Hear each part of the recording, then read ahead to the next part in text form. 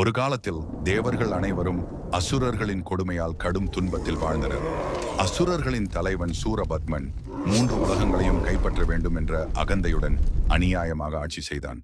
அவனை கட்டுப்படுத்த யாராலும் முடியாத நிலையில் தேவர்கள் அனைவரும் சிவபெருமானை மனமுருகி வேண்டினர். அப்போது சிவபெருமானின் தெய்வீக சக்தியிலிருந்து ஒளி வடிவில் 6 முகங்களுடன் ஒரு அற்புத குழந்தை பிறந்தார். அவரே கந்தன், கார்த்திகேயன், முருகன்.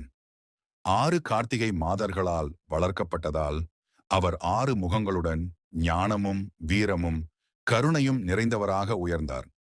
அம்மை பார்வதியிடமிருந்து தீமையை அழிக்கும் தெய்வ ஆயுதமான வேல் பெற்றார் முருகன். பின்னர் சூரபத்மனுடன் ஏற்பட்ட பயங்கர போரில் முருகன் தன் வேளால் தீமையை அழித்தார்.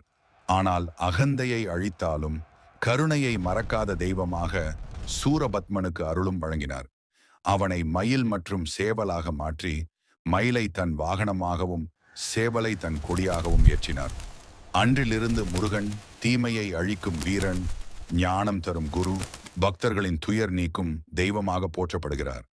அரோகரா, அரோகரா, முருகா, முருகா என்று மனதார அழைத்தால் தைரியம் பிறக்கும், துன்பங்கள் விலகும், வாழ்க்கை ஒளிமயமாகும்.